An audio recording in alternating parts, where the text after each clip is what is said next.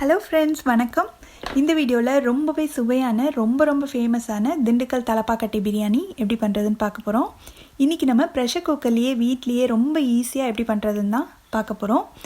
வீடியோக்குள்ளே போகிறதுக்கு முன்னாடி நம்ம சேனலை இது வரைக்கும் சப்ஸ்கிரைப் பண்ணாதவங்க இப்போது சப்ஸ்கிரைப் பண்ணிவிட்டு பக்கத்தில் உள்ள பெல் பட்டனையும் கிளிக் பண்ணிக்கோங்க. இந்த பிரியாணிக்கு நம்ம ஃப்ரெஷ்ஷாக ஒரு மசாலா ரெடி பண்ண போகிறோம். இந்த மசாலா தான் இந்த திண்டுக்கல் தலப்பாக்கட்டி பிரியாணியோட ஃப்ளேவர் கொடுக்கறதுக்கு ரொம்ப முக்கியமானது.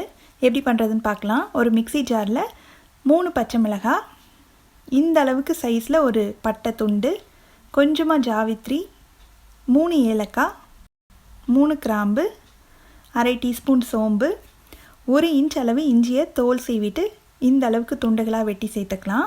முதல்ல இதில் கொஞ்சமாக தண்ணி சேர்த்து நல்லா ஸ்மூத்தாக அரைச்சிக்கணும்.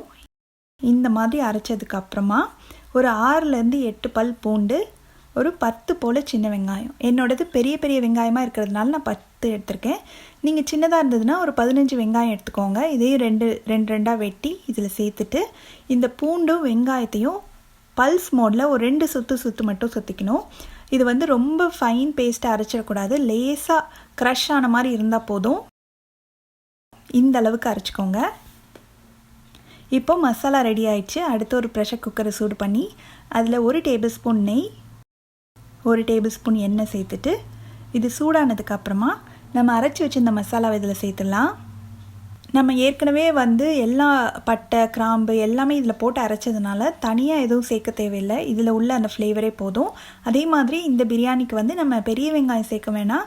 நம்ம சின்ன வெங்காயம் 1-2 அரைச்சி சேர்த்துருக்கோம் இல்லையா, அந்த ஃப்ளேவர் தான் இதுக்கு ரொம்ப சுவையை கொடுக்கும். இப்போது இந்த மசாலாவோட பச்சை வாசனை போகிற அளவுக்கு நல்லா வதக்கிடணும். ஓரங்கள்லாம் எண்ணெய் கசிஞ்சு வரும், நல்ல ஒரு வாசனையும் வரும். அந்த அளவுக்கு நம்ம இதை வதக்கிக்கலாம். இப்போ இந்த மசாலாலாம் நல்லா வதங்கிடுச்சு. இந்த ஸ்டேஜில் ஒரு அரை டீஸ்பூன் மட்டும் மிளகாய்த்தூள் சேர்க்குறேன். ஏற்கனவே நம்ம பச்சை மிளகாய் சேர்த்துருக்கிறதுனால நிறைய மிளகாய்த்தூள் சேர்க்க தேவையில்லை, கொஞ்சமாக சேர்த்திங்கன்னா போதும். நல்லா கலந்து விட்டுட்டு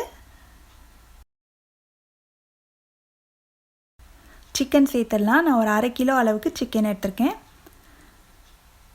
இந்த மசாலாவில் நல்லா பெரட்டி விட்டுருங்க.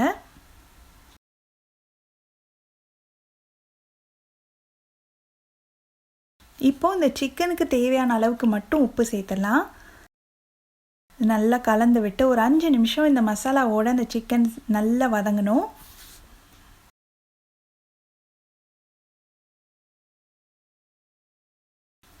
அஞ்சு நிமிஷம் ஆயிடுச்சு. இந்த ஸ்டேஜில் ஒரு 3 டேபிள் ஸ்பூன் அளவுக்கு கெட்டியான தயிர் சேர்த்துடலாம். நல்லா கலந்து விட்டுட்டு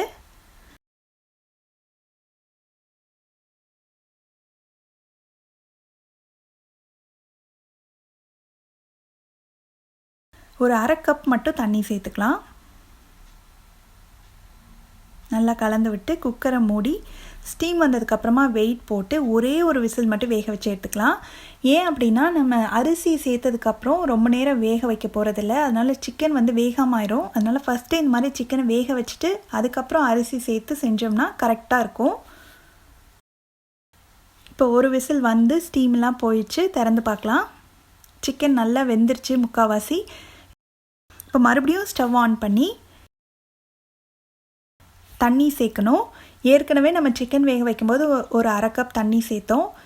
நம்ம தயிர் அப்புறம் சிக்கன்லேருந்து வேக வைக்கும்போது எக்ஸ்ட்ரா கொஞ்சம் தண்ணி வந்திருக்கும் இல்லையா, இதெல்லாம் சேர்த்து ஒரு 1/2 கப் இருக்கும். ஸோ மொத்தமாக 1 கப் தண்ணி அளவுக்கு ஆல்ரெடி இதுலேயே இருக்குது. அதனால் நான் இன்னும் 1 கப் மட்டும் சேர்க்குறேன். ஏன்னா நம்ம எடுத்துருக்கிற அரிசி 1 கப்புக்கு 2 கப் தண்ணி தேவைப்படும். ஆல்ரெடி 1 கப் இதில் இருக்குது. ஸோ இன்னும் 1 கப் மட்டும் சேர்த்துக்கிட்டா கரெக்டாக இருக்கும்.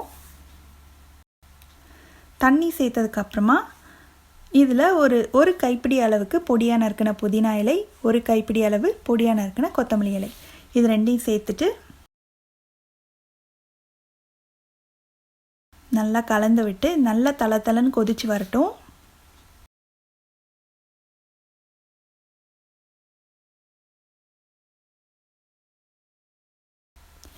ஏற்கனவே நான் ஒரு கப் அளவுக்கு சீரக சம்பா அரிசியை நல்லா கழுவிட்டு ஒரு 20 நிமிஷம் ஊற வச்சுருக்கேன்.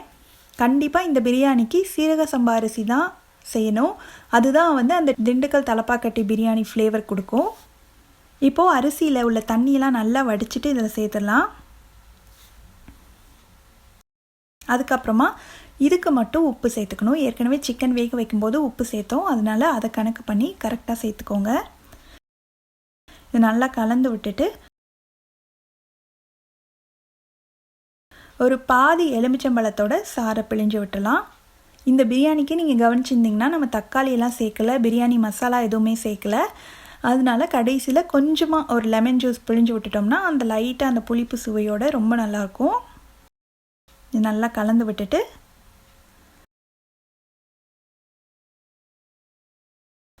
நல்லா கொதிக்க ஆரம்பிச்சிச்சு. மறுபடியும் ப்ரெஷர் குக்கரை மூடிட்டு ஸ்டீம் வந்ததுக்கப்புறமா வெயிட் போட்டுட்டு ஸ்டவ்வை நல்ல சிம்மில் வச்சு ஒரு 5 நிமிஷம் மட்டும் இருந்தால் போதும். 5 நிமிஷத்தில் கரெக்டாக ஆஃப் பண்ணிடுங்க.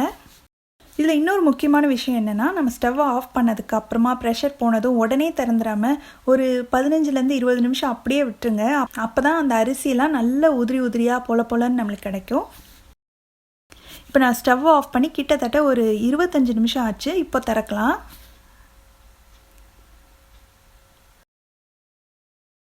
சூப்பராக வாசனை வருது.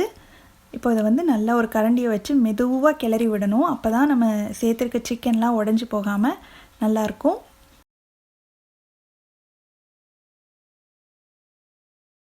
பாருங்கள், நம்ம 1 கப் அரிசிக்கு 2 கப் தண்ணி சேர்த்தது கரெக்டாக இருக்குது. 5 நிமிஷம் வச்சு ஆஃப் பண்ணதும் கரெக்டாக இருக்குது. அடியில் எதுவுமே பிடிக்கல. நல்லா உதிரி உதிரியாக சூப்பராக ரெடி ஆயிடுச்சு. ரொம்ப ஈஸியான மெத்தடில் ப்ரெஷர் குக்கர்லேயே ரொம்ப சுவையான திண்டுக்கல் தலப்பாக்கட்டி பிரியாணி எப்படி பண்ணுறதுன்னு பார்த்தோம். நீங்களும் இந்த ரெசிபியை கண்டிப்பாக வீட்டில் ட்ரை பண்ணி பார்த்துட்டு எப்படி வந்ததுன்ற கமெண்ட்ஸை மறக்காமல் ஷேர் பண்ணுங்கள். தேங்க்ஸ் ஃபார் வாட்சிங்.